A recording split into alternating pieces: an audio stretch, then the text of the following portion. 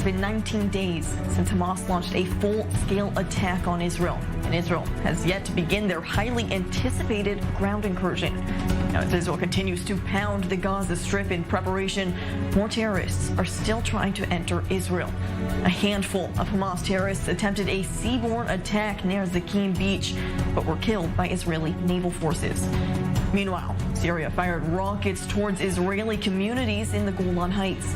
The IDF struck several Syrian military targets in response, with fighter jets hitting mortar launch sites. Now, this as three terror group leaders held a meeting in Beirut. Hezbollah chief Hassan Nasrallah sits down with Hamas's political bureau deputy head Saleh al-Aruri and Ziad Nakhala from Palestinian Islamic Jihad. Nasrallah makes his first public statement since the war began. Now, as Iranian-backed terror cells discuss how to proceed, the United States is preparing for this type of a regional escalation, sending a fighter squadron to the Middle East with F-16 fighter jets.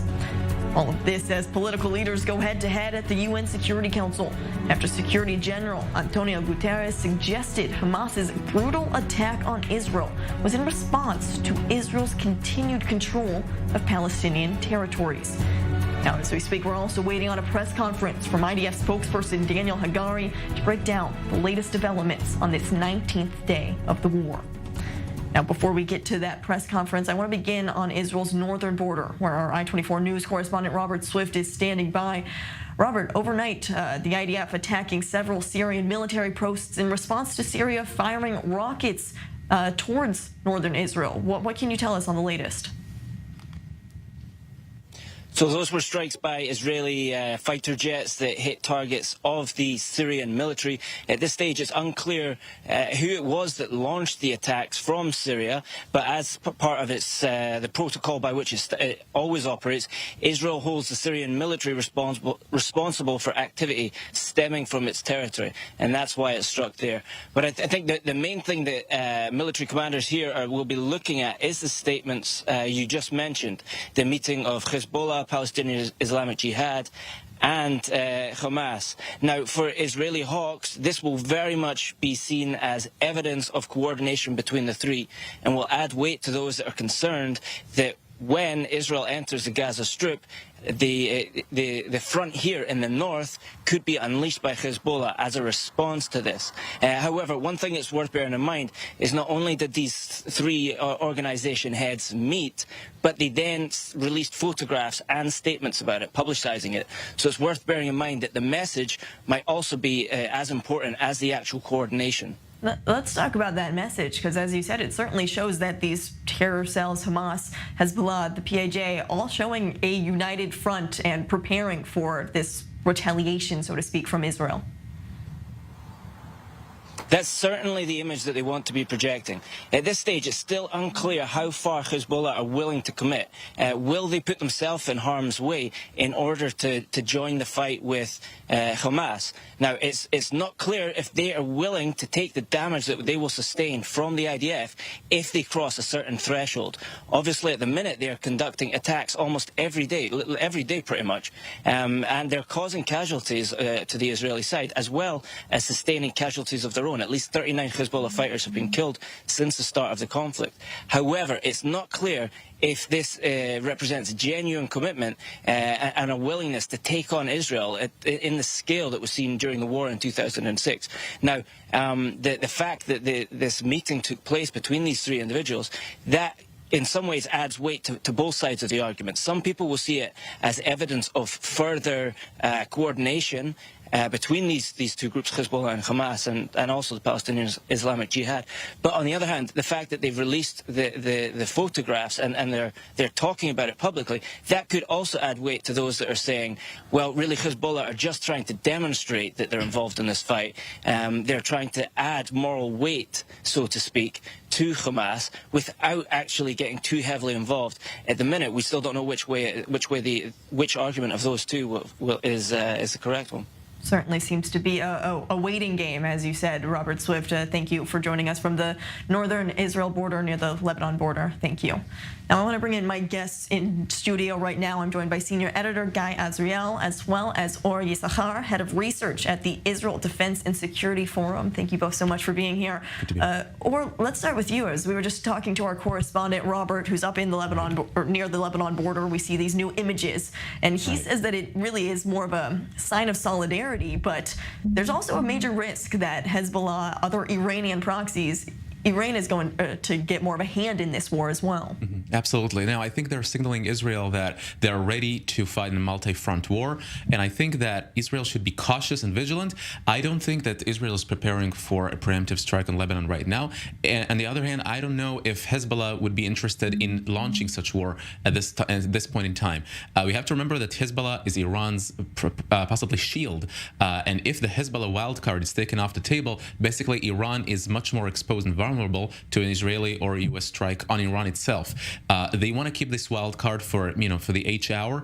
I don't know that Hezbollah wants to waste all of its armament right now. It has already wasted its initial opportunity on October 7th when not joining the fight, and now Israel is in full preparedness. But we do see the Jerusalem axis, as we call it, which is the Hezbollah, Hamas, and Palestinian Islamic Jihad joining forces under Iranian auspices, and that's something we need to track.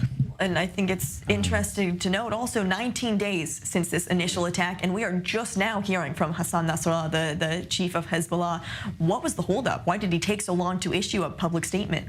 Well, I think first Nasrallah has the scale of escalation. I don't think he likes to go from 0 to 100 in a single moment, and he didn't initiate this moment. So he likes to be in control. But right now, when it caught him by surprise, he sent Naim Qassem, he sent other activists, or he sent his deputy or favorable journalists to express these feelings. But he did meet with the Iranian foreign minister just 2 weeks ago in the first week of the fighting, and I think he's trying to signal Israel that at this point in time, he's not interested probably in opening an all-scale war, but he is playing under the threshold of an all-out war. Yes, I'm not completely convinced that this caught him by surprise. As you mentioned, we've seen so many of these high-level meetings between Nasrallah and the chiefs of these terror groups in Lebanon, including also meeting with with many Iranian officials. The Israeli intelligence has, for some reason, turned a blind eye or didn't really see the potential of these meetings, these coordinations. It is very likely that Hezbollah was in the secret of things. And speaking about the intelligence, well, CNN tonight reveals new information about the secret operation of Hamas, keeping their operation away from the Israeli intelligence, revealing some information about how they managed to keep it so quiet. For 2 years, they've planned this operation. It's also important to note whenever people speak about this attack in retaliation to the latest Israeli government or whatsoever, nothing to do with this. This was a well-planned attack for 2 years, operated by a small group of Hamas commanders in those underground tunnels, using phones that were not accessible to the Israeli intelligence. They did not use mobile phones. They did not use computers, anything that the Israeli intelligence, the computer capabilities of the IDF will not be able to reach. And this is based on sources that are informed of the information that was transferred from Israel to the United States. That is not to let Israel off the hook in turning a blind eye both to these meetings and to this very public training of Hamas and Islamic Jihad on Gazan soil, very close to the border for so many months. We've seen them, we've been reporting on them here on I-24 News. I'm not sure what the Israeli military, the Israeli defense establishment was thinking that they're planning to do. It certainly shows, or just a major glitch in the Israeli intelligence system, and poses the major question from many Israeli citizens, many people looking out abroad. How is the Israeli intelligence going to continue to fight this war if there is such a gap? Well, as someone who came from the intelligence world, I can tell you this is certainly something to be looked at because, we don't only rely on SIGINT, as they say, signal intelligence, by, interpreting or listening to phones or interpreting, all these signals. We also have human intelligence, activists, operatives on the ground infiltrating into their ranks. And to see that something like that was missed, these were not 7 people planning, in a spontaneous attack. This was a well-crafted, probably a year or two of planning, and we saw so many people involved, almost 2,000 of them. But we do see that it doesn't really matter, and that would probably imply across the board. It doesn't really matter what you know, it matters how you interpret it. And if we see Hamas drilling only a few short weeks before the attack, drilling these exactly the same scenario of hijacking civilians, hijacking soldiers, infiltrating into Israel under the auspices, under the cover of rockets, all of these things we know. We know about the Nukhba force, as well as we know about the Redwan force in the north by Hezbollah. Hezbollah is also drilling these things. I want to get back to this, but as we're speaking right now, Daniel Hagari is addressing the IDF headquarters here in Tel Aviv. Let's listen. We are at the start of the 19th day to the war. We continue wide strikes in Gaza. IDF troops with intelligence orders of the Shin Bet and the intelligence have taken down a Hamas terrorist in the northern Gaza Strip. He was the former commander of the naval force of Hamas that has led many attacks against the state of Israel. He was occupied with naval plans for strategic attacks against Israel. Now he is a senior commander in the Khan Yunis area. Tonight, we struck, among others, infrastructures of Hamas that has placed roadblocks to Gaza residents who attempted to flee to the south. We call on all the population in the city of Gaza. The terror group and the leadership of Hamas are using you. They're using their homes, using your schools, your hospitals, underground, under your homes, next to the hospitals and the schools. They're hiding there. For your personal security, do not let them use you. Go south of the Gaza River. There we have an humanitarian effort with Egypt and the US. We bring in food, medicine, water, and in order for that space to exist. As long as the war continues, the civilian population will then be able to come back.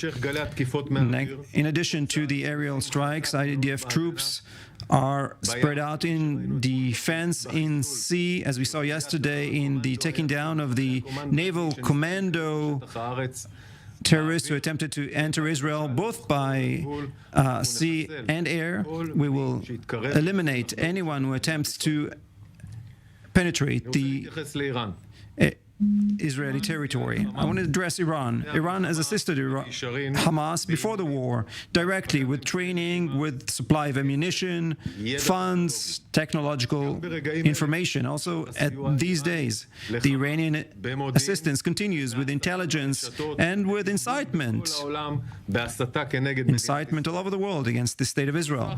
In the Middle East, when the messengers, the proxies, operate from Iraq, from Yemen, and from Lebanon, the instructions come only from one place, and that is Iran. Those who risk the Middle East for the Hamas, Daesh, our ISIS operations should not hide. In Lebanon, we took down 5 terrorist squads who attempted to fire anti-tank missiles and rockets towards Israeli civilians. Yesterday, we identified 2 rockets that were sent from Syrian territory. They landed in open area, and in response, IDF fighter jets struck military infrastructure of the Syrian military. As for the instructions of the Home Front Command, continue to follow the instructions on the website. It is the duty of all Israeli civilians to continue their routine. It can happen through listening to the instructions. We open some educational institutions. We attempt to maintain routine in some areas in the country, continue to follow the instructions. Iran, the Hamas group is still able to fire rockets. We must be vigilant. So far, we have given notices to the families of 308 IDF fallen soldiers and 222 kidnaps. Our hearts are with the bereaved families. We feel their pain. We will continue to be with them all the time. The national effort to bring back the kidnapped continues to be a top priority.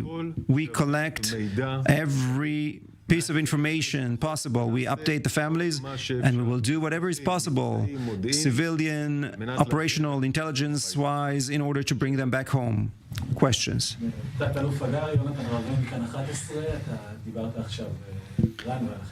You spoke about Iran. Are you preparing for an attack on Iran?